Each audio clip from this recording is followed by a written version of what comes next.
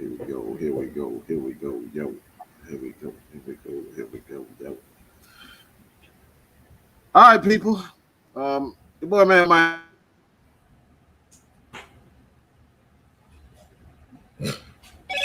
Good. Did you freeze up already? Look like it. Hey. As you can see, Mad Mike. We got Drew on this side. They got the big boy, big low country Kane in this motherfucker. Hey, with y'all, man.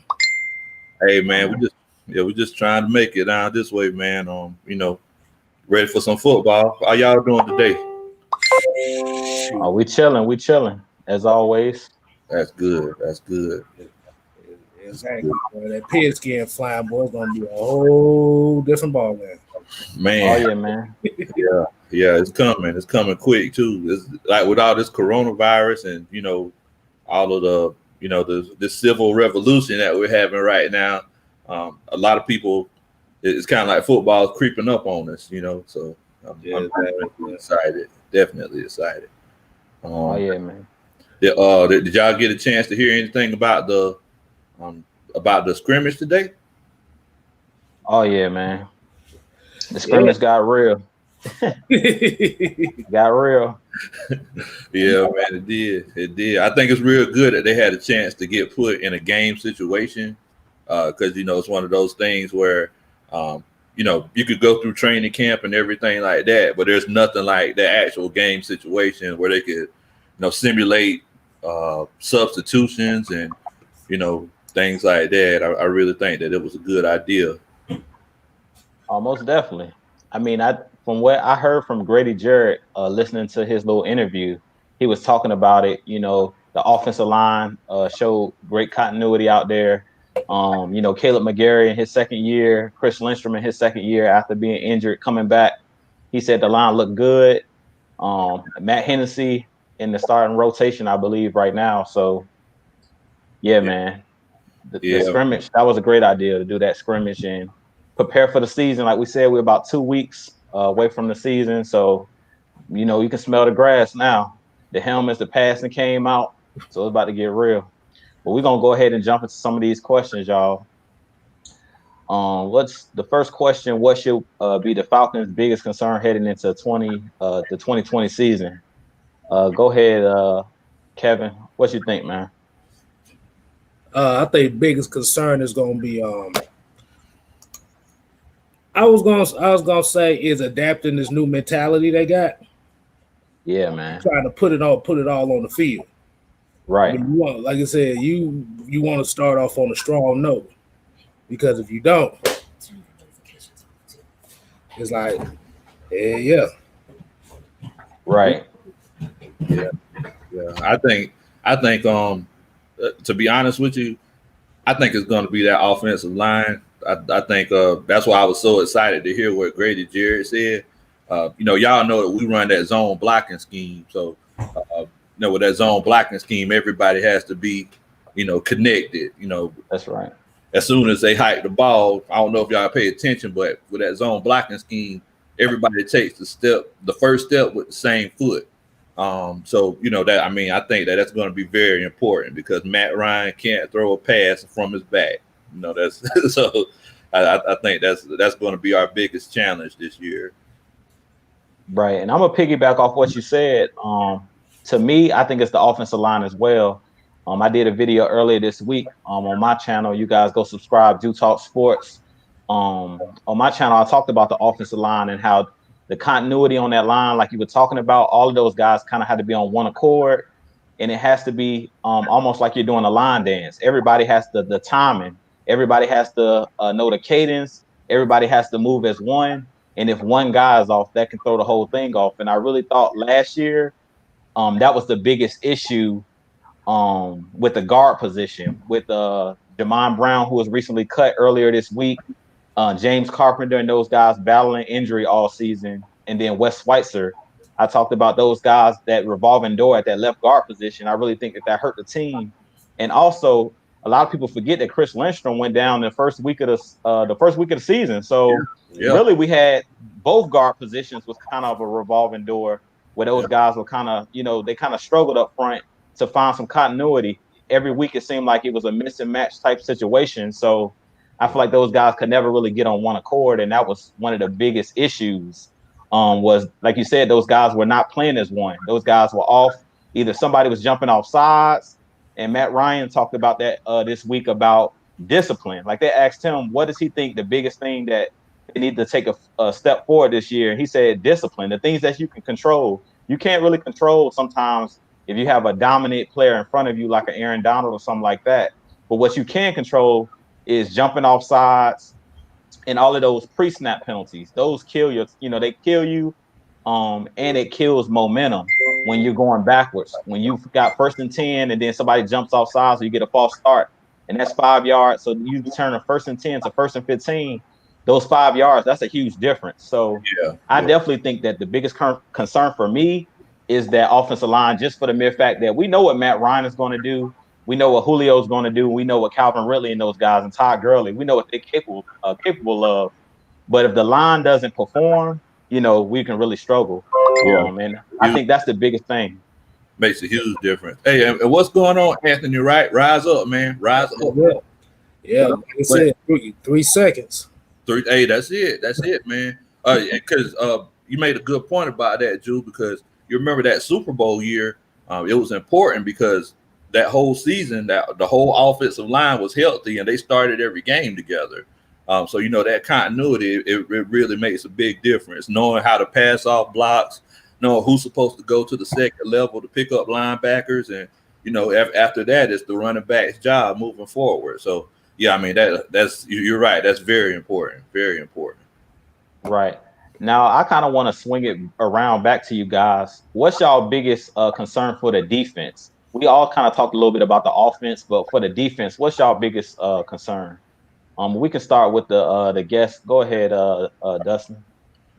I'm to be honest with you. I know a lot of people are saying the cornerbacks because AJ Terrell, and Denard and everything. But to be honest with you, I think in Dan Quinn's scheme, the cornerbacks, I think their job is pretty simple. They kind of just cover a third of the field, and that slot cornerback roams.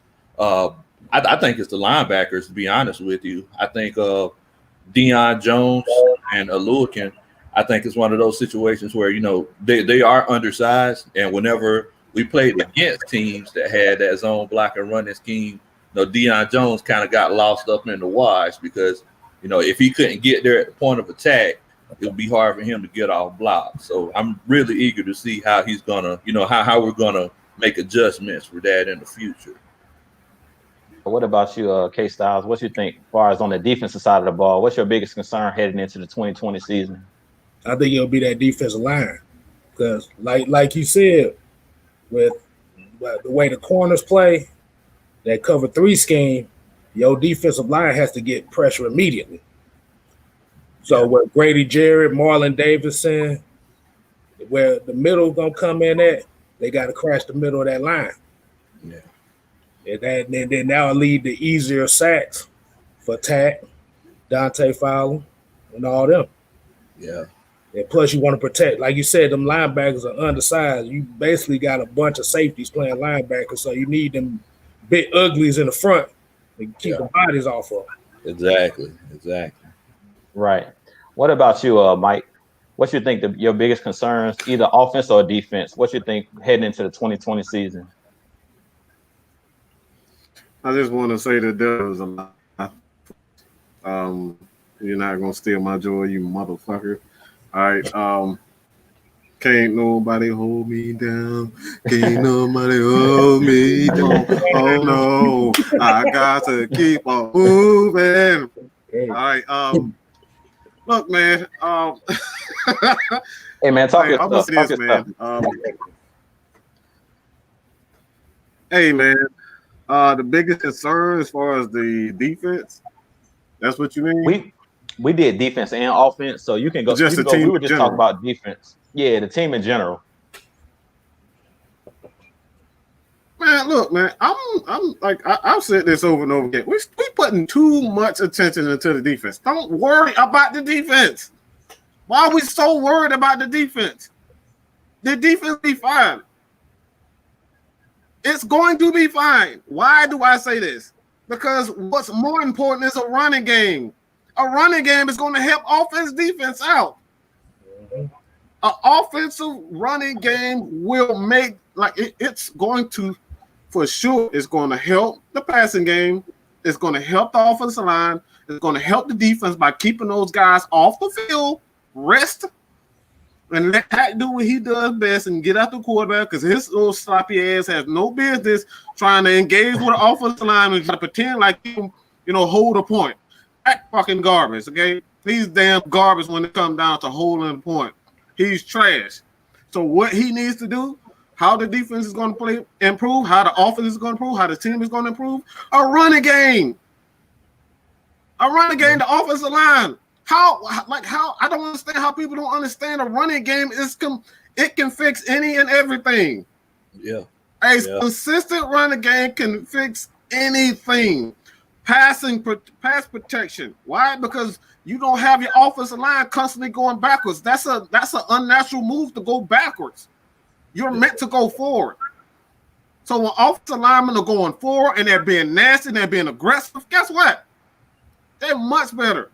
So as long as the running game is good, the pass protection is going to be better. The aggressiveness is going to be much better. The defensive line is going to be what? They're going to have much more stamina. Defensive line more stamina. Oh, big dudes going after the offensive line. Yeah, man. Like it's going to be like that's it. Stop worrying about the defense, people. Don't worry about the defense. Worry about the running game. That's the only thing we need to focus on. That's my biggest concern, running game. And we know what Matt Ryan can do with a running game, right? 2012, Michael Turner, MVP season. Do we got to bring up the MVP season again? With a running game, a consistent running game? Why the hell are we so worried about the defense? We need to be worried about a running game. And it's the facts. It's the truth, bruh. The Atlanta Falcons heavy hitters. The heavy hitters were nothing but the truth and the facts. That's what we need. We need to be concerned about the running game. Period, dog. Yeah, that play action game is Matt Ryan's forte. And that's where he makes his best throws. We got our ass. Hey, y'all, do we have to bring back 1988 again? We got our ass whooped. That play action game. They whooped our ass. They whooped our mother freaking behinds. Big Low, no, you know. Everybody know. Yes, They took him back behind the woods. Am I lying though? They took him out behind the woods. Boy. I mean, there wasn't nothing they could do with it. There wasn't nothing they could do with it. So basically on both sides of the ball, if you run the ball, it takes care of everything on the offensive side. Pass blocking, because the defensive line isn't going to be as aggressive. And then, we all know how quickly Tat gets tired. So if he gets a couple more first that's all I see. More first downs on offense, maybe that could give him a break. So I think that's definitely a good point. Yeah. Plus, I think people fall in love with the passing game a little too much, and like you said, you forget the running game. Yeah, you said the clock is your right. And at the end of the day, football is one man moving another man. At the end of the day, passing the ball is pretty and everything, but at the end of the day, it's one man moving another man. So. All right, y'all. So we're gonna go to the next question. What position group makes the biggest jump in 2020? We're gonna go ahead and go with you, Dustin. What you think, man? Which position group is gonna have the biggest jump? To be honest with you, I think it's going to be that secondary. I think with Keanu Neal coming back, I call Keanu Neal the boogeyman. Man, I love you, Justin. I love you, dog. No homo. I love you, big dog. I've been saying that all this time. I love you, big dog. No homo, man. No homo, dog. I love what you just said because I've been screaming that. I've been screaming that all this time. Oh, really? Yeah. I mean, I think with Keanu Neal coming back, like I was getting ready to say, I call him the boogeyman because his name is Keanu and he knocks people's heads off. I don't know if anybody watched John Wick before, but I call him the boogeyman. Yes. I think AJ Terrell is really slept on. I think he's basically a clone copy of Richard Sherman. Long, athletic corner. He's even faster than Richard Sherman. I think Isaiah Oliver is going to take a next step. Denard is one of the best slot corners in the league if you look at his numbers. And I mean, we all know what Crazy Casey can do, and Ricardo Allen, he's just back there doing this thing, directing things. So I think we're going to have a lot of 3 safety sets, and I think that secondary is going to make a big jump this year. All right, what about you, K-Stylez? What you think, man? Which group takes that biggest jump in 2020? Position group. Ooh, I'm gonna take a gamble with this. Now I'm gonna say special teams. That's interesting. I like that. I'm gonna say special teams. That. Why you think that? Now? Well, because I look at this punter that we drafted 7th round, and he got a leg on him. Matt Bosch. His leg been Robotron done for the last couple of years. But as he was saying about the running game and running the clock and stuff like that, that field position game is important too. You want your punter to flip position. You want at least your kick returns to at least attempt to return the ball. I mean, we remember Eric Weems and I call him Fair Catch Joe, but that's what we say.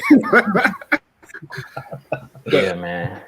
But yeah, like I said, I see special team. Like I said, young way cool. Like I said, when he came in last year when we needed him, he came in and did the damn thing. Yeah, he did. For a long time, I was calling him Young Ho because I thought he loved them young hoes. But yeah, I'm gonna definitely go special team. Okay, what you think, Drew? Hey man, that comment that was just up there, Speed Falcons for Life, read my mind, man. When he said Joe Witt is coaching the secondary, and I agree with Big Low. I think it's gonna be the secondary. The reason I say the secondary, if you remember when Joe Witt was in Green Bay, he teaches guys to go for the football, to make plays on the football. Yeah. And I was listening to, I think it was DeMonte Casey, and he this week he was doing this interview, and he talked about Joe Witt teaches them to run through the ball. Don't just guard the man. Go get the football. He teaches go take the football away. Let's give the offense, that high-powered offense, more opportunities. Put them on short field. I don't know how many times last year Matt Ryan in that offense will have to go 60, 70, 80 yards to try to score a touchdown.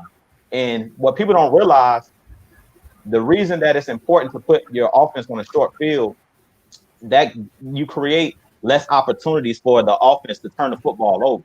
If we got to go 80 yards and on those long drives, the chances are is that the defense might make a play on the football. If you're in the offense, you got to keep doing all of those long methodical drives. But if you can get an interception and return that thing down to like into their territory, you make it really easy for the offense to do their job. And I think a lot of people forget in 2016, that was one of the big things with our defense. Yeah. We were in the 20s. We ranked in the 20s, but the defense actually got turnovers. And when they got turnovers, a lot of the times they either scored touchdowns with the football. I remember Vic Beasley getting a strip sack fumble for a touchdown. I remember Dion Jones having a pick six. That game against the Rams, they went crazy on defense. Yeah, so I really think that Joe Witt coaching the secondary, and with those guys like AJ Terrell on that side of the football, and Denard coming over to play that slot position, we got a good mix of veteran players, young players on that secondary. And I really think that a lot of these players on the secondary are going to surprise a lot of people. I didn't realize this kid, Jaylen Hawkins, I was looking at him. He looks like he's bigger than I thought he was. Yeah. He's a lot bigger. Yeah, he's a lot bigger than I thought he was. Out I was me. like, Wow. Linebacker out there. Yeah, I didn't know he was that big and that long and that athletic. So I'm like, man, we got another mini Keanu Neal behind Keanu Neal. So like I'm not going to be surprised to see this secondary take the football away. And this past week I actually was watching a clip of the Seattle Seahawks versus the Green Bay Packers. The second year that Seattle went back to the Super Bowl.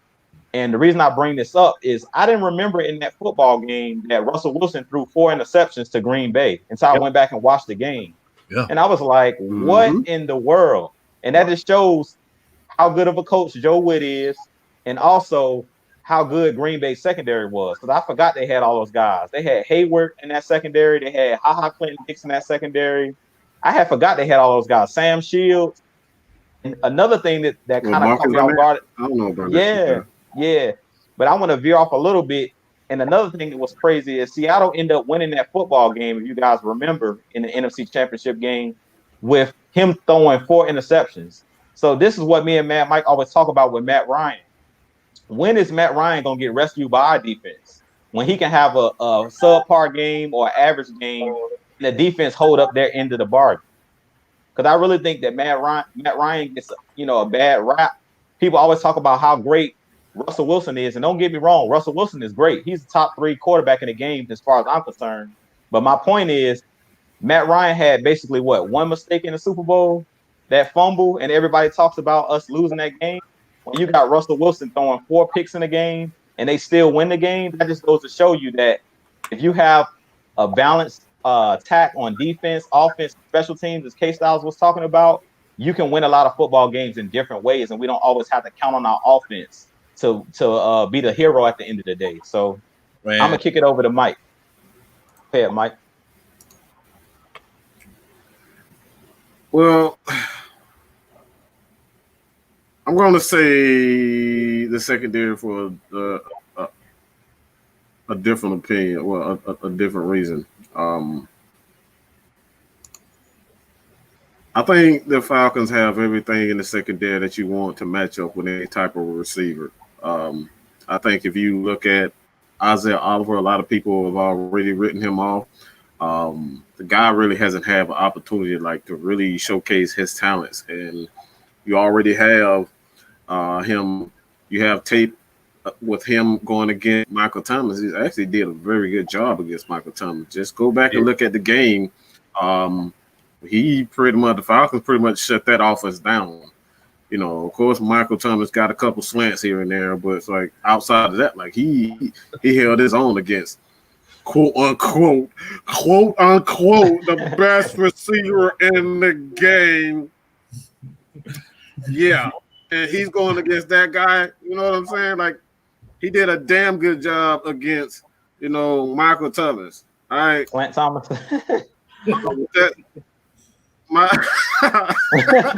Yeah, he did a good job against him, man. And that's against bigger receivers. That's what you want. People expect him to go against smaller, shiftier. That's not what he's going to do. That's why you got guys like AJ Terrell. That's why you have Kendall Sheffield. Those guys are better suited for smaller, quicker receivers. This is going to be a matchup secondary. The Falcons are going to play a lot of matchup this year, and a lot of people just focus on. I've said this over and over again that the days of shutdown corners are absolutely dead. It's dead. The rules do not allow corners to be physical, and they don't showcase their talent. And I already know that deep side, that deep side. You know what I'm saying? They don't allow defensive back to be physical. So if you expect a corner to be a shutdown corner, that's why Jaylen Ramsey. What's his name? Jaylen Ramsey. I was about to say Ramsey. I was about to say Jaylen Ramsey. That's why he fell off the earth. They don't allow corners to be physical. So when a corner cannot be physical, there's nothing there. There won't be a consistency in coverage.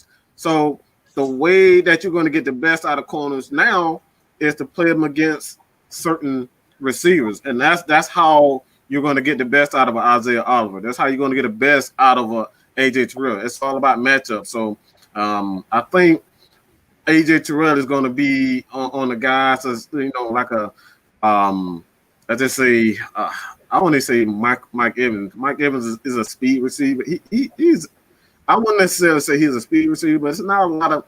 This is why I like this Falcons secondary, because there's not a lot of speed receivers in this NFC South. Exactly. That's to be really key. Not a lot of speed receivers, and the Falcons have athletic corners who can run. These dudes can absolutely run. So I think people are just so focused on numbers when it comes down to like Michael Thomas, Michael Evans. These guys are big receivers, but they can be guarded.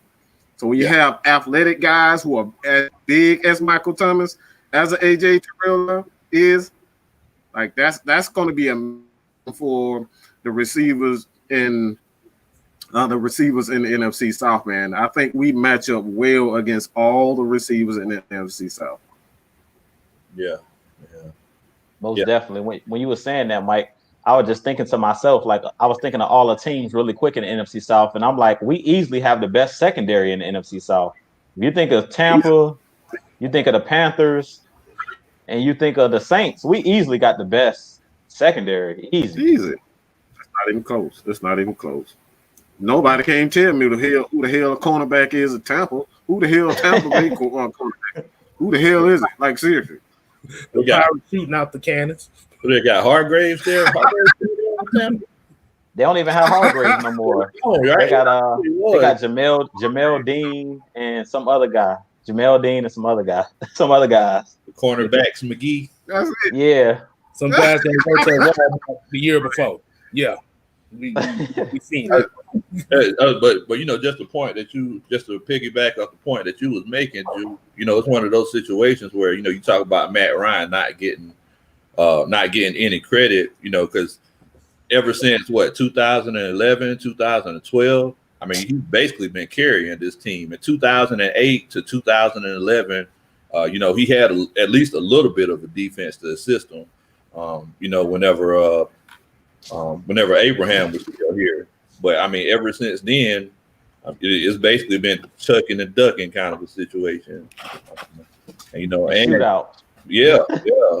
And it's really tough for him because he also hasn't had a consistent offensive line through that whole time period.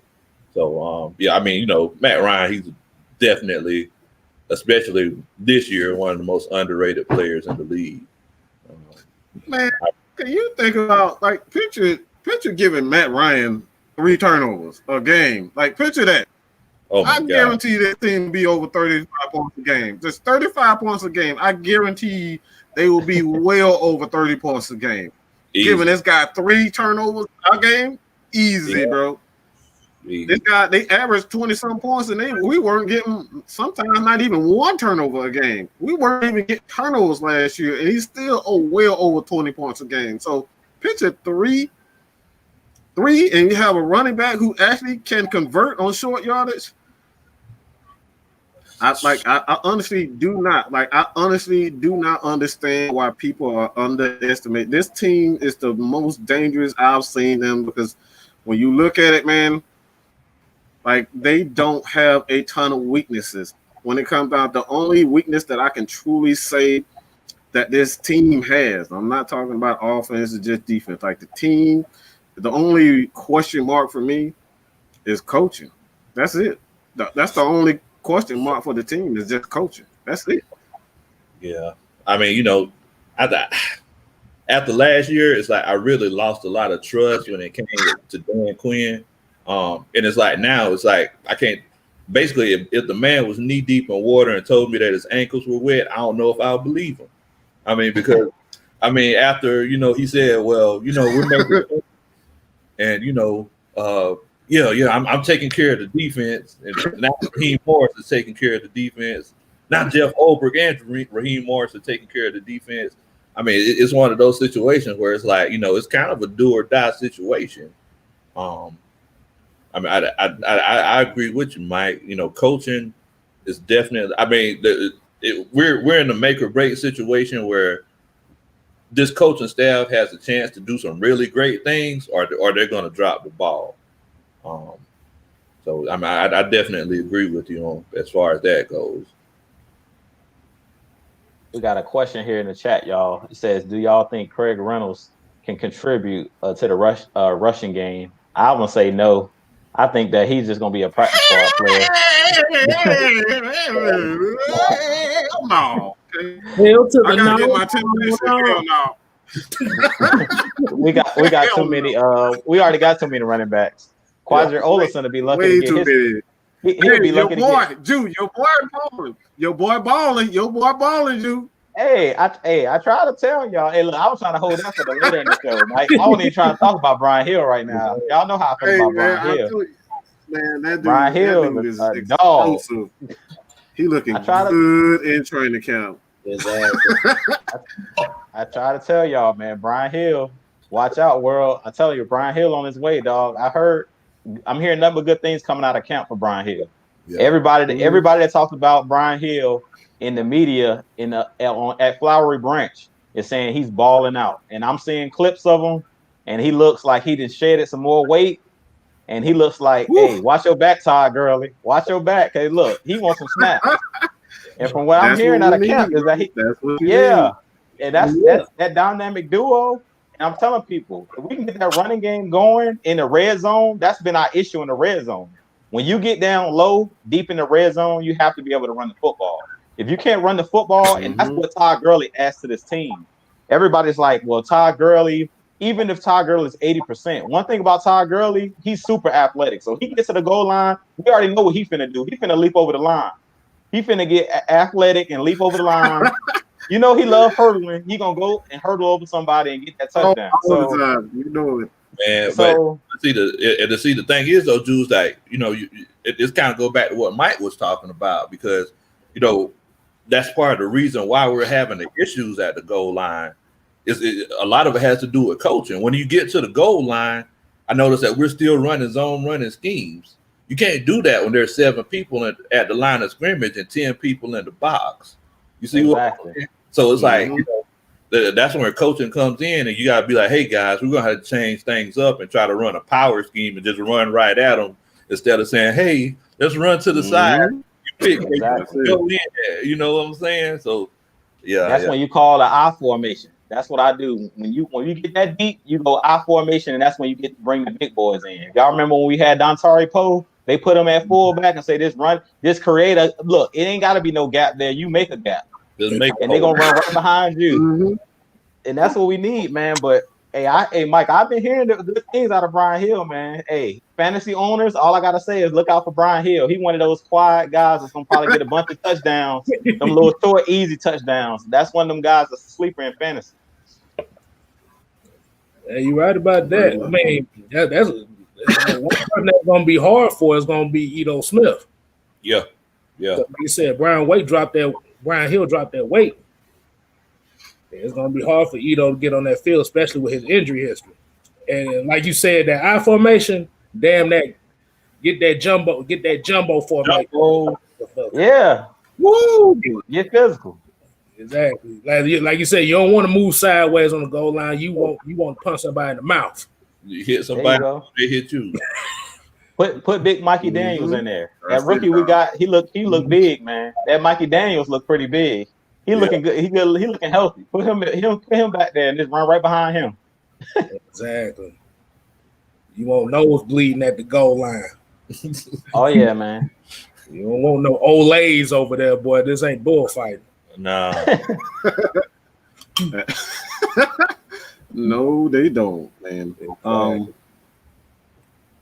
I really think that you know, with Brian Hill though, it's one of those situations where I think he kind of sees the writing on the wall. I mean, because we don't know what's going to happen with Todd Gurley. You know, this could just be a 1-year thing. I think he's just trying to seize the opportunity. You know, so. Oh yeah, man. If he's smart, he should seize the opportunity. Yeah. And I was telling them that I seen Brian Hill being a capable starter. Every time I watch him, he reminds me of Chris Carson that played for Seattle. I talked about it last week. That he reminds me of. Every time I see him, he reminds me of Chris Carson, and Chris Carson's a beast. So if he anything like Chris Carson, he's gonna be a dog. Yeah. Oh yeah. Exactly. But this is a good one, y'all. Y'all think Dan Quinn and Thomas Dimitroff survives the season or gets extended? Do y'all want me to take this first? But this was something that I had stewing all week long. I was like, this is gonna be a good one. Go ahead, man. Go ahead. Man, I hate questions like this. I can't stand questions like this. I really hate it. I can say this bullshit about anybody. Do you think goddamn Tack? Do you think Matt Ryan is gonna throw 5,000? Do you think Julio going to go for 2,000? Like, man, who the fuck knows? No, nobody know. We have no idea. Did anybody see Keanu Neal, Ricardo Allen, Desmond Trufant, all of them guys going down in the same season? Did we see that? Like, this is that like. Just look, man. Just take it because I'm about to get upset. Go, just do your thing, dude. Just do it. Just relax. Woosah a little bit. I hate questions like this. Woosah a little bit. I'm so serious. I hate questions like this. Like, hey, look. Do you think they're gonna get fired? Like, bro, can we win? Can we play a game before we talk about somebody getting fired? Like, bro, Jesus Christ. Relax, Mike. I'm about to pull the crystal ball out for you, dog. I got you. This is a go positive. ahead. Do your thing. This is positive. Look, tell them, y'all, this is positive Atlanta Falcons content. Of course, Dan Quinn and Thomas Dimitroff are gonna get extended, and they're gonna make it out of the season. They're gonna survive the season. I've been saying that's this. right, Jude. Positive news. There you go. Had to say something. Yeah, I gotta bring my crystal ball out for Mike. Just put the crystal ball out. All I need is one of them little head wraps. You know how they do. Hey, look, I've been saying this since we were 1-7 last year. If you want to go back on my channel, go back through my videos. I talked about Dan Quinn. Not so much Thomas Dimitroff, just Dan Quinn. Dan Quinn is finna get ready to save Thomas Dimitroff vacant this season. But they both are going to survive the season. They both are going to get a contract extension because I see the Falcons making a deep playoff run this year. And personally, I feel like the Falcons are at least getting to the NFC Championship game. That's just personally me. The reason I say that, and Mike, we talked about this after our show the other day. This is the deepest team that Dan Quinn has ever had, period. Offense, defense, special teams, you name it. This is the deepest team he's had. Everybody always gets on Dan Quinn and say, I thought he was a defensive guru. I don't care what coach you got. You can give Bill Belichick in basketball. You can get Greg Popovich. You can get Phil Jackson. What do all of those coaches have? Great players. I don't care who you are. You can be the best coach ever. But if you don't have the talent, quality players, it doesn't matter. You need talent. And that's the biggest issue that I've seen the last couple seasons. I was watching Undisputed, and they were talking about Earl Thomas. Everybody know Earl Thomas got released from the Ravens. And where I'm going with this is they talked about how Seattle, all they ran was cover three. Let me hold on. I gotta address this goddamn real talk. Get your ass out of my fucking chat. Get your Buccaneer looking ass out of here. Nobody want to hear that bullshit. Well, worry about that sorry ass old ass damn. Get that sorry ass old ass not Drew Brees, the old ass. What's his name? Fucking Tom Brady. Tom Brady. That motherfucker can't even run two. He can't even run a goddamn 4. He can't even run a 5 flat. Sitting here talking about what if firing Dan Quinn. Worry about that old ass man trying to throw the damn ball 20, 15 damn feet down the damn yards down the damn field. Get your ass out of here. It's Falcons Day.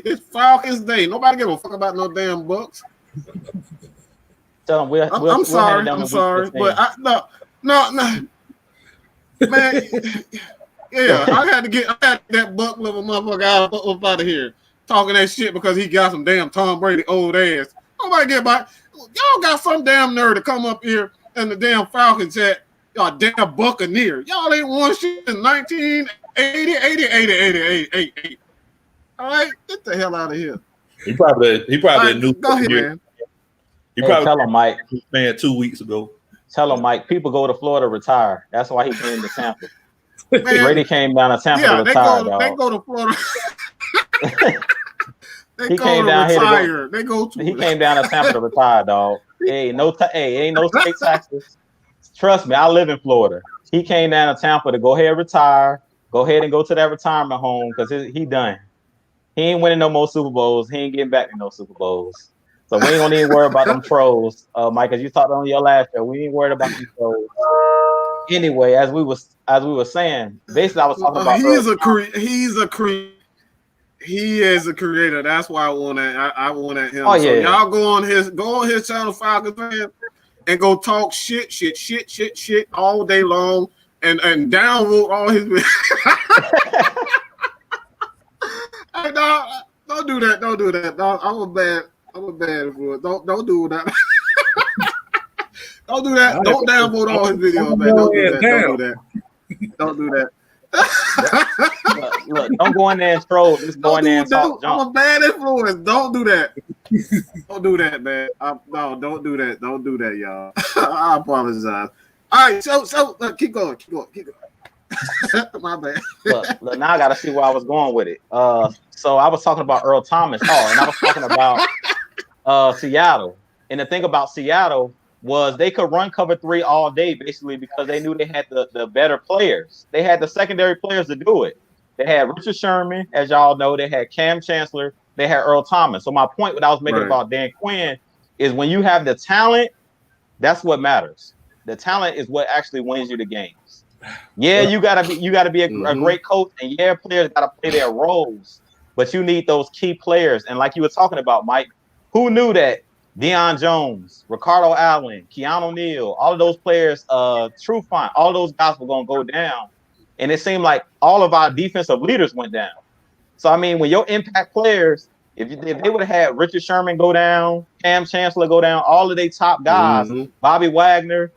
It's only so many times you can say next man up. Yeah. So I'm really crossing my fingers because for our Falcons, to me, the player that's the X factor that we really cannot afford to get hurt. Y'all knock on some wood if y'all near some wood. I'm knocking on my desk right now. Is Dion Jones. Dion Jones and Keanu Neal. But Dion Jones is really what makes this team go because it's not many linebackers like him. He's a freak. He can cover linebackers. He can cover running backs. He can cover a lot of blemishes. So he's that guy. We remember when Dion Jones a couple seasons ago went down with injuries for about half the season, and Afoye Aluakon, his rookie year, had to step in. We remember how terrible our coverage was in the middle of the field on that second level. So we know the highest percentage of passes in this league is across the middle.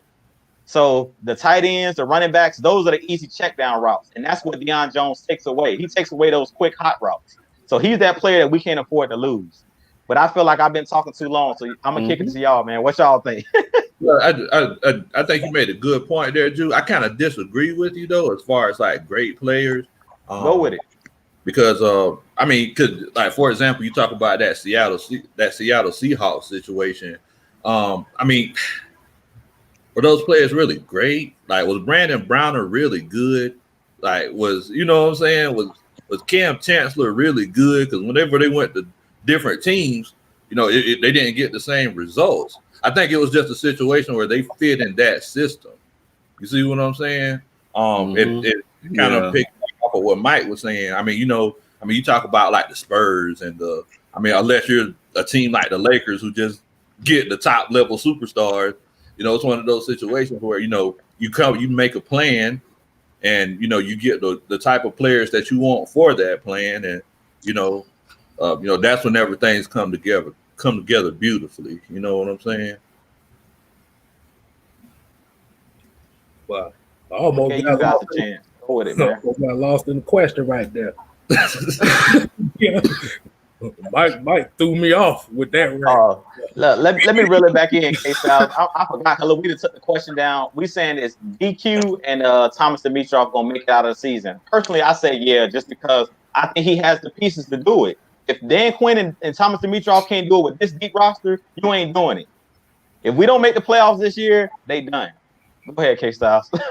You basically said it. Like I said, it's all gonna depend on this year. Yeah. Like you said, with all the moves that they made, is already showing you that they already know it's a make or break year. Yeah. And like you said, that ass is grass if you don't make the playoff. It's kind of, I get kind of worried about it because, if it's one of those situations where it's a make or break year for him, or is Dimitroff, is he just going to put all his chips on the table And if he gets fired, then that's just the next man's problem. You know, I get kind of worried about that. You know. Well, I'm the only reason why I'm not worried about them being fired because we have Rich McKay, who's he's a former GM himself. Like he can come in if he wanted to build a staff. He's a well-known guy in the NFL. Okay, he's a well-known guy in the NFL. He will have absolutely no problem hiring a coaching staff immediately. He will be fine. He's done this before. Said this before. Over and over again, Falcons fans. The reason why the Atlanta Falcons weren't as good on the defensive side of the ball because we did not have Rich McKay, who was the true architect of this team. He's the true architect of this team. He was brought in to help assist Dan Quinn on the defensive side of the ball as far as bringing in talent. So when he's not there, he's handling things with the stadium, then the defense is going to the defense is going to hurt. So it's like I tell people all the time, like everybody put so much. They look at Bill Belichick as this guy, you know, he's just the greatest coach of all time. And when you look at his defense has always been up and down, up and down. He has some top defense, but he has some very poor defenses. But what saved them all these years is playing in that piece of trash, dumps the juice division. What they like, who the Jets ain't did shit in 20 years. The damn Dolphins ain't did shit in 20 years. The damn Buffalo Bills. Buffalo Bills. The Bills ain't did. They ain't did shit in the 90s, and even in the 90s they wasn't doing shit. So it's like that division is absolute trash. You know what I'm saying? Like all they have to do is beat. Say it again. Oh, my bad, Mike. I thought you were gonna say that the camera saved Bill Belichick. My bad. I thought. Oh, that went exactly what I was gonna go with. And because that's why I said Tom Brady overrated as hell. Oh yeah, he didn't have rules. Hey man, yes sir. Oh yeah. Hey man, that's what I'm talking about. Like that's exactly what I'm talking about. Like man, circumstances allow coaches to be as good. It's like we play in a division. We've always played in a division where it's one of the best divisions in the league. Yeah. In the league, the Saints are no pushover. No. The Panthers in their worst years are no pushover. Exactly. And the Bucks are no pushover. This is a competitive division. This is not like Tom Brady and that soft ass division that he played in for 20 years. So this is like I always say, man, it's like you gotta look at circumstances. You can't just look at Tom Brady as he did this for 20 years. He played in the most trash. Go ahead, next question. I don't want to get on. Like I can rip them all day, but I'm not just gonna do it. Let's go. Let's go to the next question, man. I know y'all got some questions for us, man. All right, man. So this is a he already got it. He already got it. Jew already got it. What team will challenge the Falcons for the NFC crown? We're gonna go with the guest of honor. What you think, Big Low? You can name a couple teams. It ain't got to be one team. What teams you think is out there that's gonna challenge us? All right, so I might be coming out of left field with this. So I think the Saints. I think they're on the decline, and I'm not just saying this because I hate the Saints. I think they're going to be bottom feeders this year. I think Drew Brees is going to get an imaginary injury, and Jameis Winston's going to be the starting quarterback. Wow. I think the Bucks. I think they're overrated. I don't think there's enough Geritol in Tampa Bay. Wow! I like the punchline. The punchline is good. I think. Wow! Anytime a new coach comes into the league, you know we don't have any film on them. Teddy Bridgewater is a very, very good quarterback, very underrated quarterback. Christian McCaffrey, his Irish eyes are always smiling. I think the Panthers are going to do. I think the Panthers are going to be the number 2 team in the division this year. Oh wow! Yeah, that's a bomb right there. I like that. You got any other teams you think that's going to challenge? They don't have to be in the NFC South. Any team that's going to be in the playoffs, you think that's going to give us a run for our money? I see Dallas Cowboys. Get the fuck out of here. Y'all got to look. Y'all got to Man, get the hell out of here with that bullshit. Y'all got to learn how to beat the Eagles first. Y'all got to learn how to beat the Eagles first. Hey, I mean, as far as in the NFC, I mean, Kyle Shanahan did us wrong, but I think he's a bad boy, and I think that team's gonna be good for a few years to come. I hopefully he doesn't lose his playbook. You know, next time he goes to the Super Bowl like stars. Shit, he ain't gotta lose that motherfucker. He forget how to goddamn run the ball. There you go. He just forget how to run the damn ball. There you go. What about you, Kevin? What teams you think gonna challenge in the NFC for the crown? I got two teams. I think the first one I'm gonna go with Green Bay on the first one. And then the second one, I'm gonna go with the Atlanta Falcons. I can see that. I know y'all like that. What other teams out there you think gonna challenge? Like I said, I said the Falcons. Falcons? What about you, Mike? What you think, Mike? Yep. I didn't mean to cut you off. Were you done, Kevin? Go ahead, man. Oh no, I was gonna say, like I said, they control their own destiny. Like I said, they play their game. They can beat anybody in the NFC. That's why I say them. So we are our blessing and our worst enemy too. Yeah. Yeah. Make a great year. What about you, Mike? Before I get this long answer.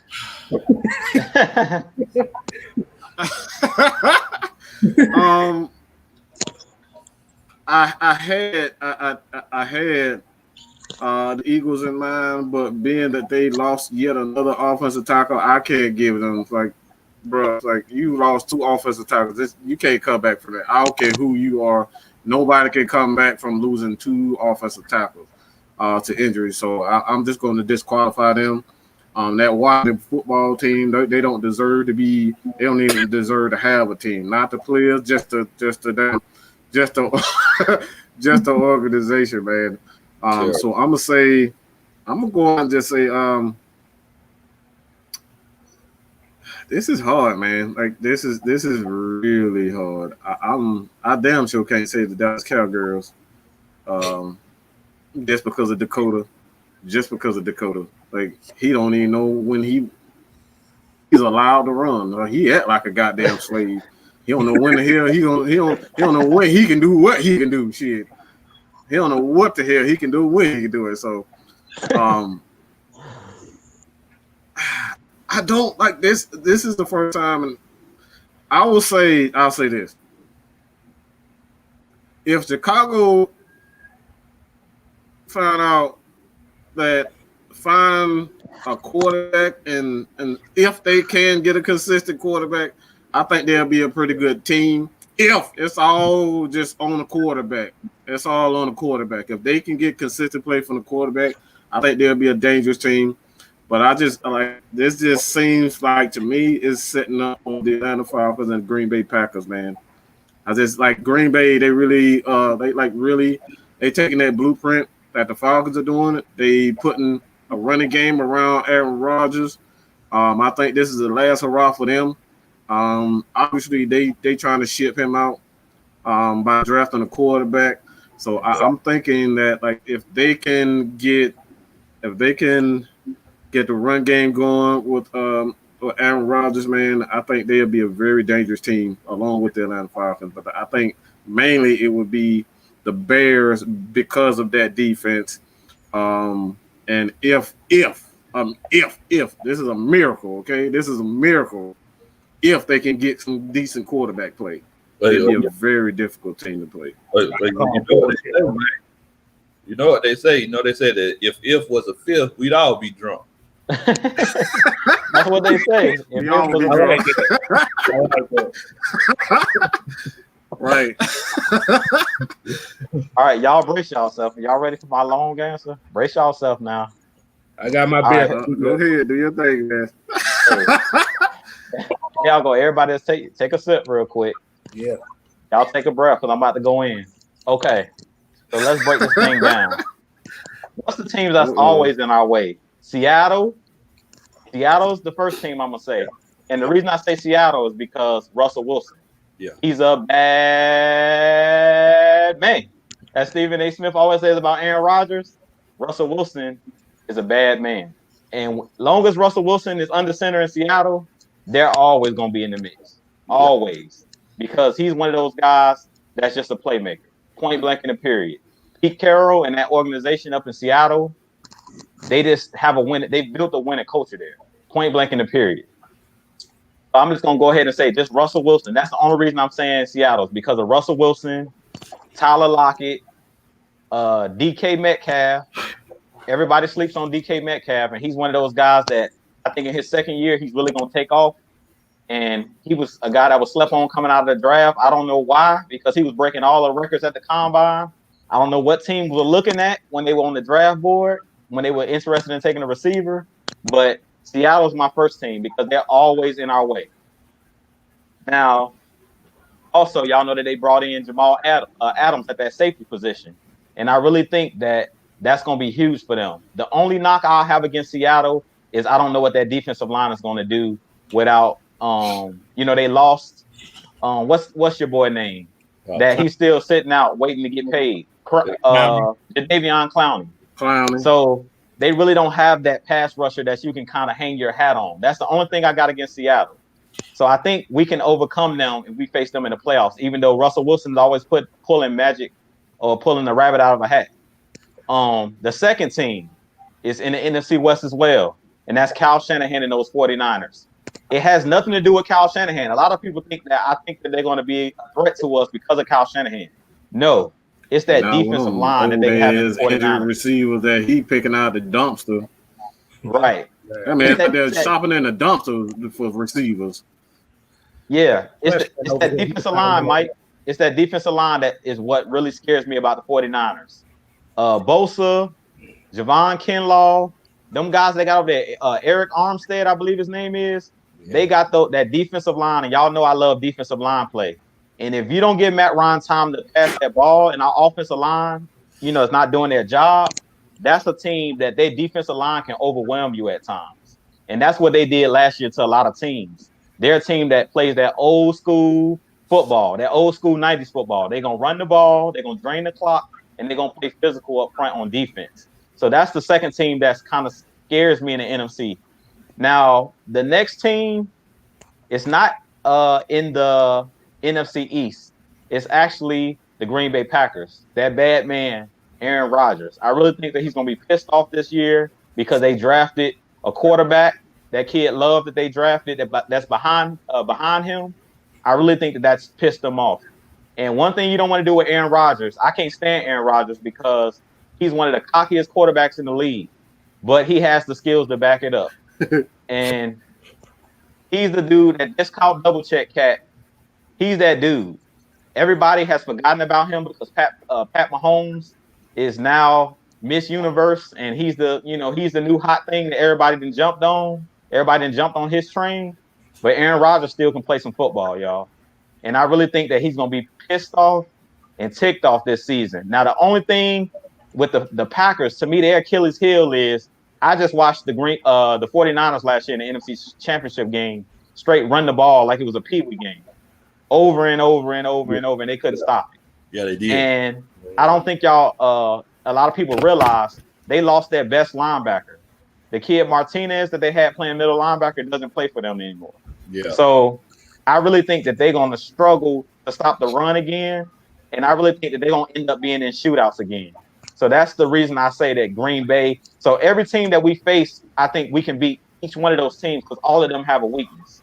Seattle's weakness is the defense, as I talked about. The 49ers' weakness is they don't trust Jimmy Garoppolo. When it was time to give Jimmy Garoppolo the ball and put the ball in his hands in the Super Bowl, Kyle Shanahan was scared. He didn't want to put that ball in his hands. And when he had the ball in his hands, he couldn't deliver. And one thing that you never want to do to your quarterback is not have faith in him. And that's the biggest thing. And the reason I think that Dallas is going to take a step back. A lot of people think that Dallas is going to do big things this year. And I agree with Mike. Dak Prescott when he didn't get that contract, actions speak louder than words is what I was once told. Yeah. And because Jerry Jones now didn't want to break out that pocketbook and make him the highest paid quarterback in the league, and this was before Pat Mahomes. I'm not saying give him $500+ million. I'm talking about they had a chance to sign him before Pat Mahomes got that big money, and they weren't willing to do it. And I'm telling you guys, as he talk about Dak Prescott don't know when to run like a slave, he definitely ain't gonna know when to run now, because if this let me run and it's a middle linebacker right there or a defensive and I can stretch for that first down and I might have to put my throwing shoulder and lean in for that first down, I'm not doing it if I don't have a long-term contract. That's just me personally. I'm gonna throw the ball out of bounds. And I really think that his confidence level is gonna go like this. I think his confidence level is gonna really slide this year. And he has a lot of pressure on his back because they brought in CeeDee Lamb. He got all of the weapons in the world over there. And if he don't produce, he knows that he's not gonna get paid what he deserves. So that's my long answer for you guys, y'all. That's the team I say that's gonna challenge us. Green Bay, the 49ers, and the Seattle Seahawks. Those are my top 3 teams. Yeah, you made a good point, Jude, about that having all those weapons, because I don't know if y'all remember whenever Matt Ryan got all those weapons himself, like whenever he had Tony Gonzalez, Julio, and Roddy White, and had everybody else to throw the ball to. Like sometimes that could pose as a challenge because you were like, well, wait a minute, who should I throw the ball to? Roddy's not getting enough touches. Let me try to force one to him. That might be the same situation with Dak, because he has Gallup and Cooper and CeeDee Lamb. Now, I'm sorry. Go ahead, Mike. Yeah, I want to expand on that. Just go ahead. I want to expand on what you just said. My bad. I was just going to say that I think Aaron Rodgers is overrated. I think he's overrated. I think. I mean, since he won the Super Bowl, what has he done? Like, he's overrated. Everybody talks about Aaron Rodgers. Not a damn thing. Nothing. He's done nothing. I think they just love discount double check checks. I work for State. I work for State. They don't even talk about Aaron Rodgers no more. So I mean, that's because they ain't dating him no more. I'm say this. Oh yeah, I'm about to ask Juice. So right. You said Seattle. So you think without that 12th man, you think it'll be the same team? I think it's gonna be tough, but I feel like as long as you got Russell Wilson, Russell Wilson is like Jesus Christ, man. That dude be turning water into wine. And I ain't trying to say he Jesus, but I'll tell you this. I remember he's never had a consistent offensive line. And he's one of those guys where people think that Russell Wilson runs the ball to actually gain yardage. No, he runs the ball to throw the ball deep down the field. He'll improvise. I've seen him in the backfield, and I know he's dead to rights. He's sacked. Next thing you know, he turns water into wine, and he's throwing the ball down the field to Tyler Lockett, to DK Metcalf, and it kind of reminds me of Michael Vick when he was here. The difference between him and Michael Vick, when Michael Vick took off the run, he was taking off the run, pull the ball down and run. He didn't keep looking down the field. With Russell Wilson, when he gets back there improvising, he continues to just backpedal. He doesn't look to run with the ball. His last option is running with the football. He's looking to make a big play down the field. And Mike already just talked about safeties and cornerbacks can't only cover for so long.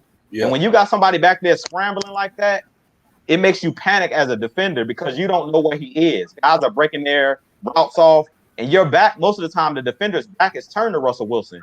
So in my mind, if I'm a cornerback or a defensive back, if I'm at 1 Mississippi, 2 Mississippi, 3 Mississippi, and I'm at like 7 seconds, I'm thinking that he's sacked. So I'm turning around looking like he ain't on the ground yet. And usually Russell Wilson's still back there dancing around, pirouetting, doing circles. And next thing you know, his receiver then broke down the field wide open for a 60-yard, 50-yard play. So that's what scares me about Russell Wilson is he's one of those guys that he's so unpredictable. Once the play breaks down, that I think he's to me is one of the scariest guys when the game is on the line because you never know what he's going to do, and that's what scares me about Russell Wilson. But go ahead, Mike. Well, I don't think it matters how many weapons that you have. I don't think that matters at all. It's like it's okay to have a Julio, Calvin Ridley. But if you don't have a quarterback with the mentality of spreading the ball around, it's like, what's the point of even having those weapons? Dak doesn't have that mentality of spreading the ball. He focuses on a couple of targets. That's the reason why Dez Bryant is no longer with. That's the reason why he's no longer with Dallas to begin with, because Dakota used to focus on 3 targets. It was Zeke, Jason Witten, and I forget the other receiver, Beasley. Those are the 3 guys he could throw. Matt Ryan is a completely different type of quarterback. Drew Brees is a completely type of quarterback. Tom Brady are completely different types of quarterback. Why? Because they don't give a damn if you are the 5th receiver. If your ass is open, we're throwing the ball to you. So everybody always say, "Oh, we need weapons. We need weapons." Matt Ryan don't give a fuck who it is. Motherfucker threw a touchdown to 13. He threw the ball a touchdown at 13 was an NFL record. If you don't have the mentality of spreading the ball around, it doesn't matter. It doesn't matter how many weapons that you have. It does not matter, okay? It doesn't matter. So all these people talk about Matt Ryan had Julio, he had Tony Gonzalez, he had Roddy White. It doesn't matter. If your ass can't get open, if you're not open, and your quarterback doesn't have that mentality of spreading the ball around, it doesn't matter. It doesn't matter how many weapons. And this is the reason why, this is one of the reasons why Dak is no longer a favorite in Dallas, because they understand that. When you go back and you look at even Troy Aikman was that same type of, he didn't give a damn who it was. He didn't get who was open. As long as you were open, he was going to pass you the ball. And that's the true sight of a quarterback. If you are open, if your quarterback cannot find open receivers, does not matter. Tom Brady can find, like he was throwing the damn ball to Hogan. Chris Hogan or whatever his name. Who the hell? This man was playing in the Canadian Football League. He don't care. And Tom Brady will make him look like a star. You know what I'm saying? Like, this is what I'm saying. It don't matter who, it doesn't matter how much talent. Talent is important, but you got to have a quarterback who has that mentality of spreading the ball around. So, like people like to get it twisted. You know what I'm saying? People really love to get it twisted, but is all good, but you got to have that quarterback who can see who is open. If you're open, you're going to get the ball. And that's what you need from the quarterback. And Dakota Prescott is so not that. No. I want to piggyback on what you said a little bit, Mike, about Dak Prescott real quick. And we're not going to turn this into a Dallas Cowboys talk, but I want to talk about real quick. I think another thing that a lot of people are looking over is he's also going into a new system. They got a new head coach. So we all know when Matt Ryan would get a new coordinator, it's tough when you're going into a season. And this is like a weird season where we didn't have preseason. And I really think that this is going to be another thing that's going to actually be a hurdle that Dak Prescott is going to have, is dealing with a whole new scheme, dealing with a new head coach and Mike McCarthy, who likes to do things a certain type of way. So when you're trying to learn a new philosophy and you're in the actual season where you really didn't have a regular training camp, regular preseason games, it's going to really be tough for Dak Prescott. So I hope for Dallas' sake that they actually simplify things. Because if he doesn't simplify things, we all know who Mike McCarthy was coaching prior to this. It was Aaron Rodgers. And I'm telling you right now, Dak Prescott is not no Aaron Rodgers. No. We might think Aaron Rodgers is overrated, but he ain't Aaron Rodgers. He ain't Aaron Rodgers. So that's why I say there's a lot of pressure on Dak Prescott going into this season. And that's why you pay the man. I don't care who you are. If that's your quarterback, you pay the man. And that's why I know that they don't believe in him, man. They don't believe in him. They don't believe in him. If you believe in him, you pay him. I've never seen Matt Ryan go without a contract. Quarterback. I ain't never seen Matt Ryan go hungry. He on his second $100 million deal. And he dang near 35, 36 years old. So that's just proof in the pudding. They didn't pay him because they don't believe in him. Mm-hmm. Carson Wentz got paid and he ain't stayed healthy and he got paid. So it just looks bad, man. It really looks bad on Dallas' part. Yeah. You tell. I mean, Freddie, appreciate that. Thanks, Fred. Dak's not a. He's not a Matt Ryan. He's not a Drew Brees. He's not an Aaron Rodgers. He's not a Russell Wilson. And speaking of Russell Wilson, I got a question for you, Jude. Do you think Russell Wilson listens to goodies before every game just to get them hyped up, or you think? I'm gonna say this. Look, Sierra doing something right because every time I turn around, Sierra pregnant. So all I know is they doing something right. Because every time I turn around, Sierra having another baby. So hey, she doing something right because Russell Wilson out here balling. Something going right. All she's saying is, oh. She doing something right.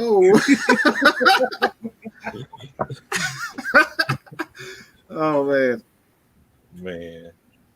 There go a good question in the chat, So y'all. what do you question? From do y'all think Deidre Sanat is going to make the roster? Kevin, go. Y'all Kevin, want me to take that? Go ahead, Kevin. Come on, Kevin. Kevin, go ahead, Kevin. we see you over there greeting your team. Go ahead. You don't want to see him too close now. He kind of jacked up, but I'm gonna just say it. But I think he will make the team. Cause, like I said, for a defense like this, you have to be at least 9 deep on the defensive line, no matter what. Like I said, he might not get as much playing time as we want him to, but you still need somebody there to spot it when they need it. Cause you don't, like I said, even when Grady Jarrett gets tired or something like that, or the Davidson twins get tired or something like that, you still need an extra body. He may be that extra body that puts this defense over as well. Hey, Big Low. Plus, I want to see a sack dance too with him rubbing the belly too. Yeah. Yeah, I want to see that.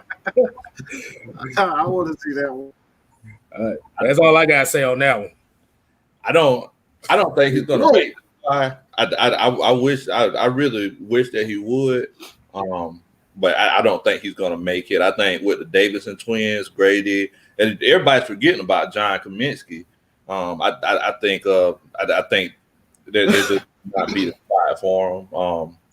I definitely hope he gets another opportunity because it's with his story and everything, and I hear that he has a really good work ethic, but I don't think it'll happen this year, unfortunately. Coming with it, Big Low, because I agree with you, man. You on point. Like you've been in the show the whole time. Me and you are in the same vein, dog. I feel the same way. I don't think he's gonna make the roster. And the reason I say that, every time I start naming people on the roster, even when I'm doing my videos and I'm trying to think of names of people that's on this roster, I always forget people. And that's why I say that this team is super deep. Yeah. I forgot you were just naming people, Big Low. We keep forgetting too. Alan Bailey is on this team. Yeah. Stephen Means is on this team. Yeah. Yeah, Alan Bailey's on this team. Stephen Means is on this team. John Kaminsky's on this team. And I think the biggest problem that he's going to have is we got so many guys on this team that's multi-dimensional. And that's what's going to kill his playing time. Because you can slide Kaminsky in at that 3 tech or that nose tackle position. You can slide John Kaminsky inside.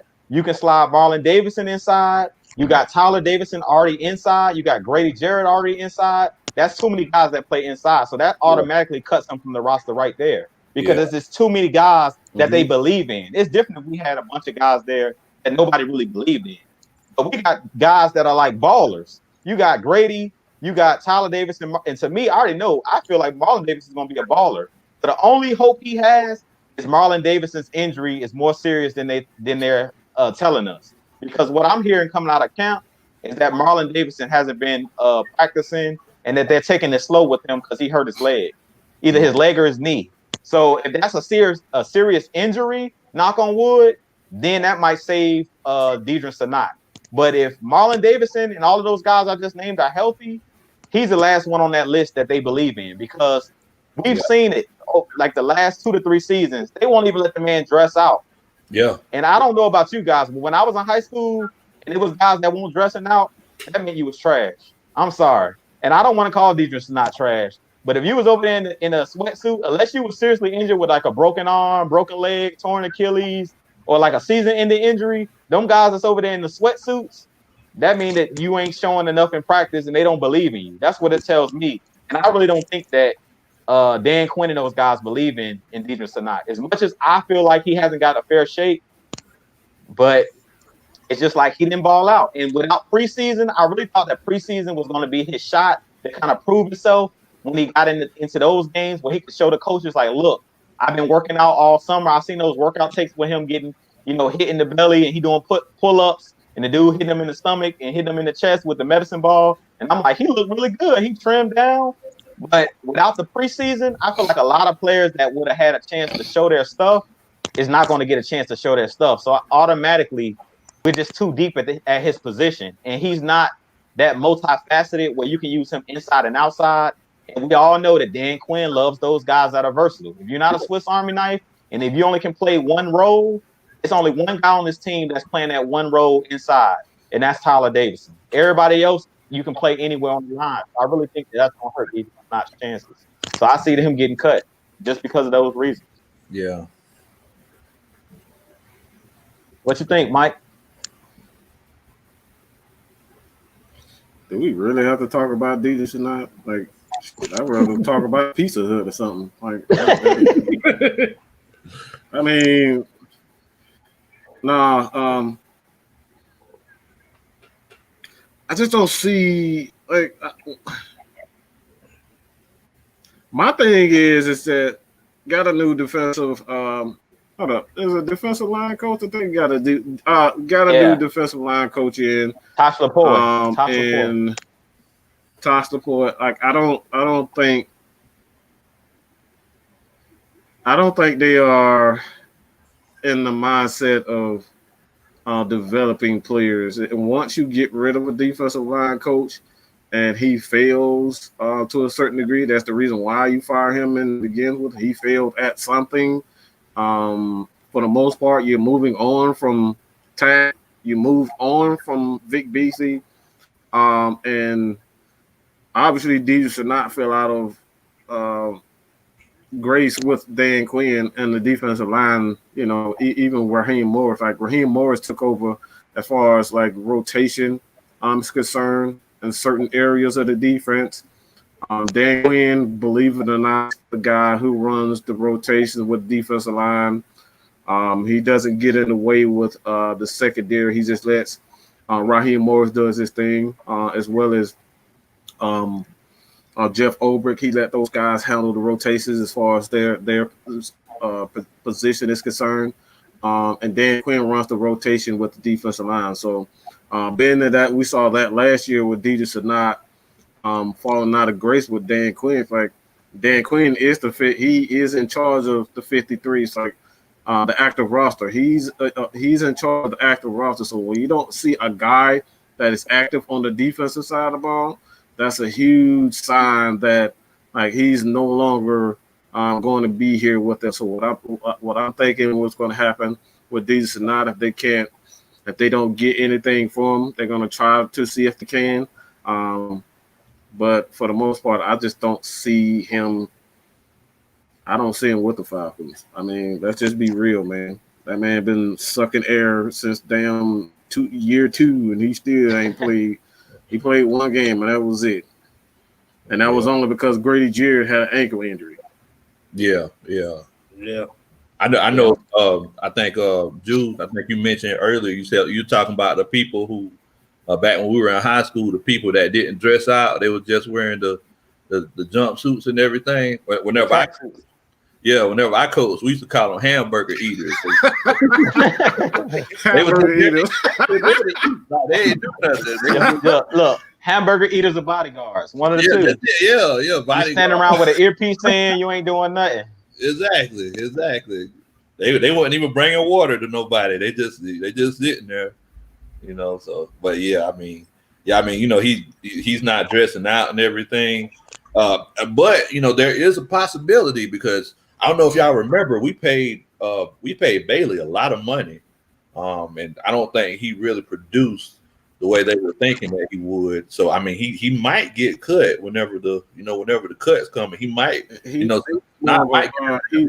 more of a base guy. He's more of a base guy. So I think they need base guys they have a lot of guys who can get after the pass. They can get after the pass. So that's what Justin Tutui Merida. He's a guy who can come in and play in. He can go inside. So they have a lot of guys who can play, the pass, but they don't have a lot of guys who can play the run. And I think that's why you have Davidson, and that's why you have Bailey. Those guys are going to pretty much they are the base guys. They won't a ton of snaps, but they are going to be they're going to be in on the goal line. Those short yardage situations, and that's why look at DJ Sanat. He's not a very big guy. He doesn't have great hands.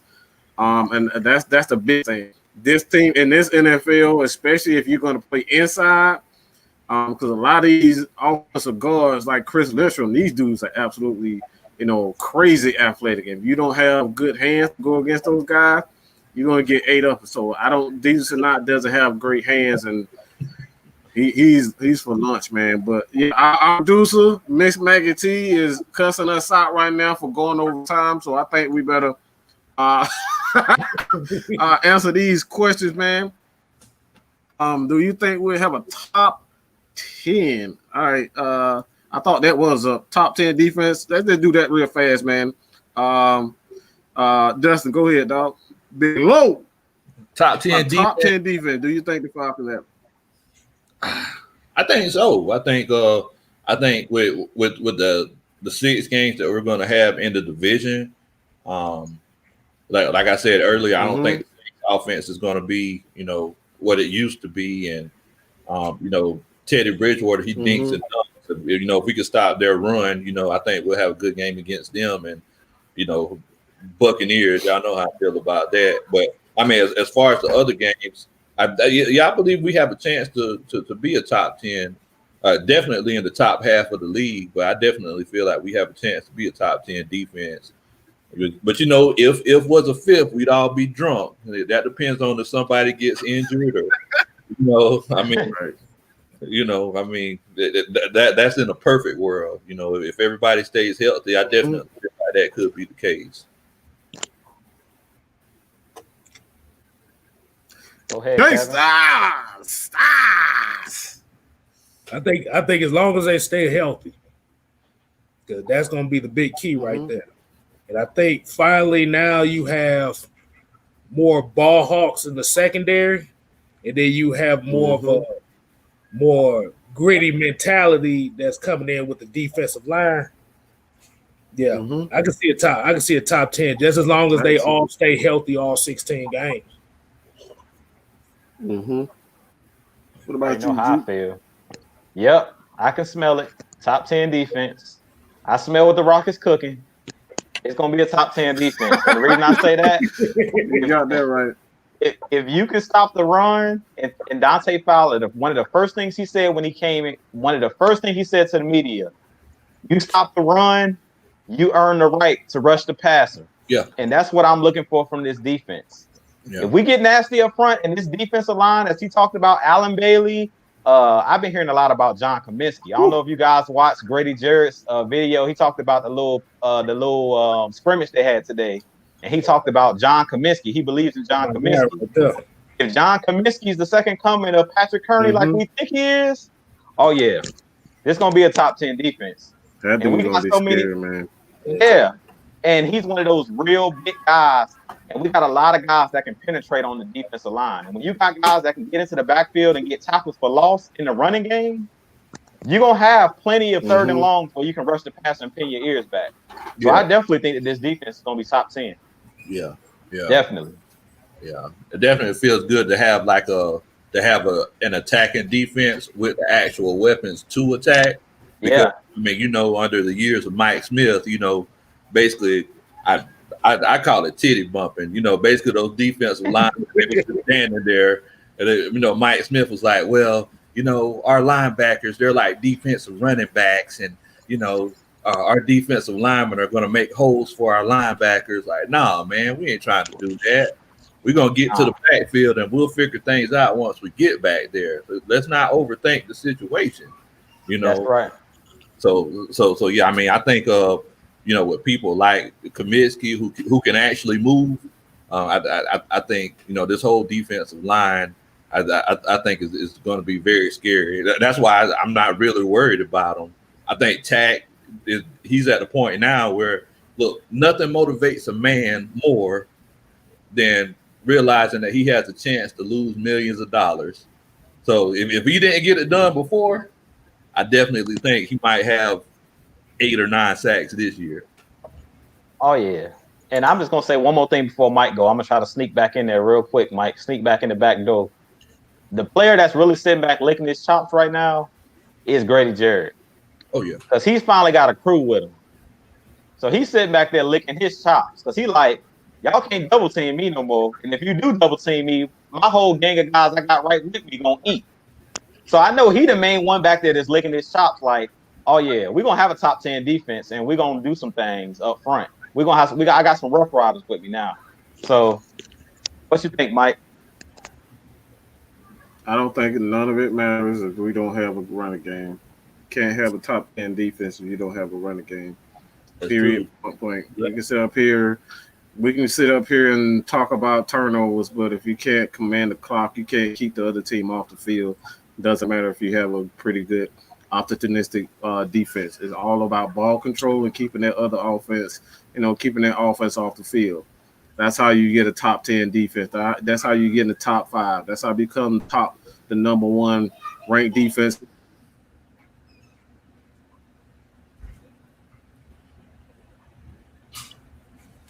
Yeah, he's right about that. That ball control is very important. Yeah, man. It's even one of those situations where it's like I actually hope Matt Ryan throws for less yards this year because, I mean, if he throws for less yards, that means that we got a better chance to win more games because we're running the ball and we're controlling the clock and we're playing better defense. Right. I agree. I completely agree with y'all. And I think that this year we are going to run the ball a lot more because I think what we're not thinking about is Dan Quinn came from that Seattle, up there in Seattle. He came from a team that was known for ground and pound with Marshawn Lynch.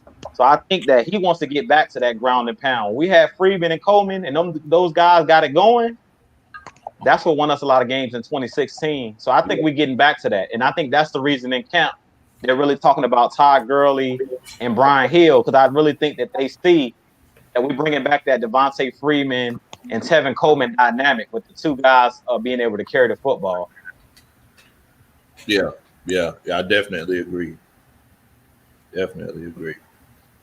Hey, Mr. Maggie. Moderators back. I'm in here just trying to let y'all know what this means right here. We don't changed it up. It's no longer the party shot or the after shot. Now it's the 2-point conversion. So this is the final moments of the show. We got Matt Mike on again. So we got the 2-point conversion. Dustin, you're new to the show. So on the 2-point conversion, it's just whatever you want to get off of your chest. Just say whatever you feel. Don't have to be related to anything that you just talked about, but it's just something that you want to bring awareness to or whatever you just feel in your heart to talk about. It's on you. So I just came in because I saw you go, Mike. So I might as well come in and explain everything. Hey, everybody. Okay. Yeah, I don't know if y'all have seen the article about Vic Beasley. Come to find out that he's found the Lord. He wanted to be a preacher. I was never a real big Vic Beasley fan myself. I thought he was very undersized. I felt like he was a linebacker trying to play defensive end. And whenever he did rush the quarterback, he took more licks than a lollipop. I definitely it just makes me very upset the fact that our coaching staff and our organization put so much trust in him and believed in him so much, and he just wasn't giving us the same thing back. He wasn't giving us that effort. Then he goes to Tennessee and not even showing up to camp, and at the end of the day that's hurting us. But I definitely wish him well in his future endeavors. But thank God we got Dante Fowler.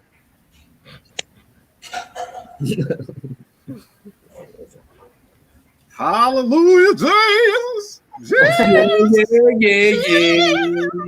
Who next? Who's next? Who's next with the 2-point conversion? Who's next? Go ahead, Kevin. You got the flow. Well, once again, like I said, I appreciate y'all giving me an opportunity to finally get out of my comfort zone.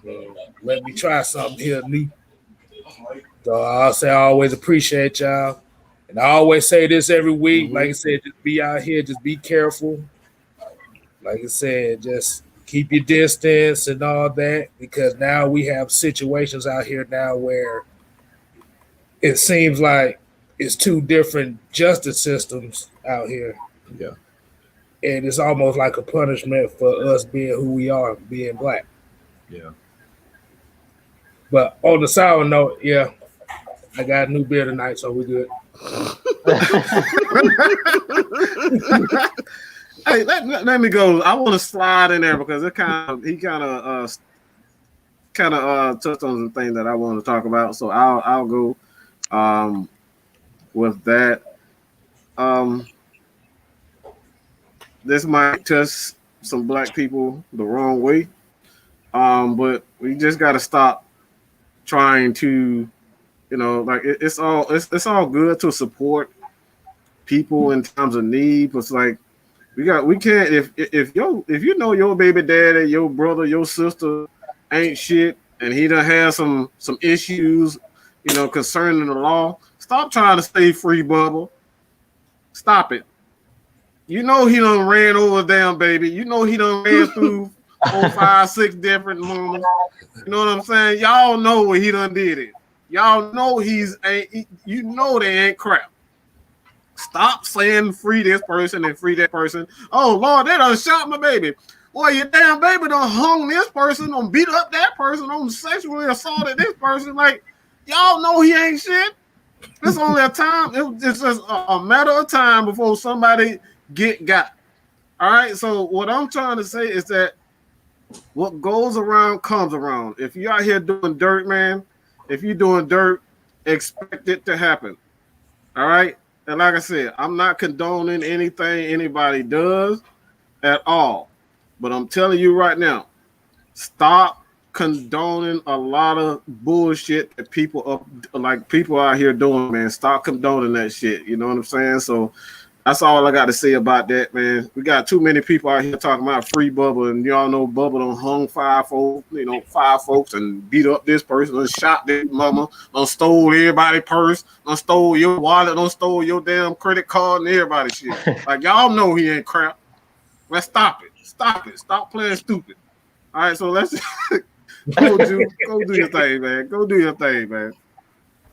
Man, I just want to talk a little bit about what we've seen the guys do in the NBA. Y'all ain't check Mad Mike's channel out. He was talking about it a little bit.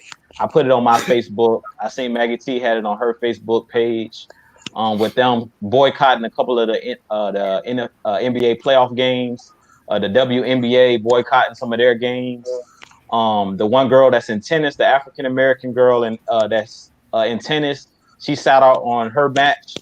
I think it's very important that we use our voice, and we use our voice in different ways. Stephen Means, if y'all haven't watched it, definitely go to YouTube and go check out the Atlanta Falcons page. Stephen Means was talking about how Dan Quinn really allows every player in the locker room to be themselves. And I really think that it's important that we all use our voice in different ways. And as Black people, we don't criticize each other. Because I feel like sometimes as Black people, let's just be real. And that's kind of what Mike was talking about. We're divided as Black people a lot of the times.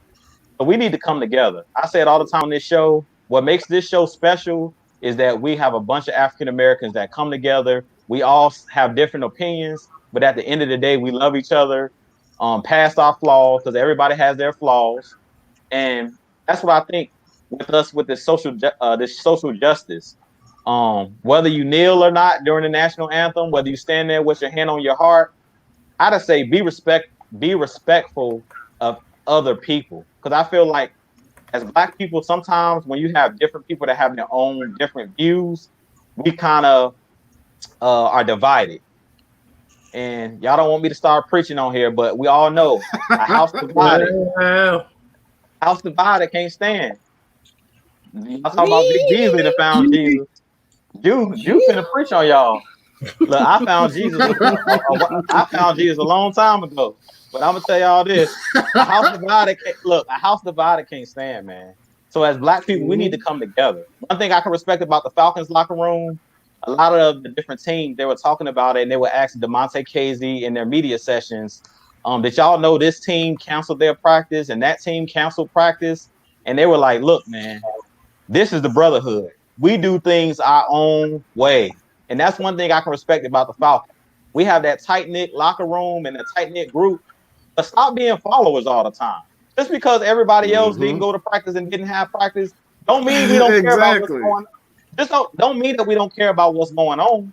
Because Stephen Means was up there spilling his heart out for about 30 minutes and talking about his childhood and talking about his friends that went to jail and died and were murdered by the cops and things of that nature. So I just feel like as Black people, we need to come together. We need to respect everybody's wishes and beliefs. Be your own person. You might not be a speaker. You might not be somebody that's going to kneel during the national anthem, but do it in your own way. However you want to bring change to this world, because God knows we need change. And however you want to bring change or go about that change, I say just be respectful of each and every person that's on this earth and respect their wishes. Even if they're Black, if they don't want to buy that Black Lives Matter shirt, don't be hating on them. If they don't want to buy the Black Lives Matter masks and the hats and everything you selling, just be respectful. Be respectful and treat others like you want to be treated. And that's all I got to say, man. Mic drop. Bam, bam, bam, bam. Yes. So y'all, I'm in it like this. Make sure you see this new face right there, Mr. Big Low Country. He is new to the Atlanta Falcons Nation team. Big Low. Congratulations, Big Low. Yes, we got Mr. K-Stylez, Mr. Jew Talk Sports. Make sure y'all follow Jew Talk Sports. But make sure if you're watching this right now, we on a new home right about now, Atlanta Falcons Nation on YouTube. Make sure y'all subscribe to us. And of course, Big Mac Mike. So, Look, you already know this, man. But y'all haven't bring me up. I ain't all that. $1.99, $5.99, $9.99. Yes. But look, we appreciate y'all tuning in every Friday. We'll be here, and we got some new content for Atlanta Falcons Nation coming up. So y'all make sure y'all give us a subscribe. We appreciate y'all. And to the next time, everybody, peace. And not a currency. What, Kit? What? I said WAP is not a currency neither. WAP is not a courtesy. Remember that, y'all. Wow.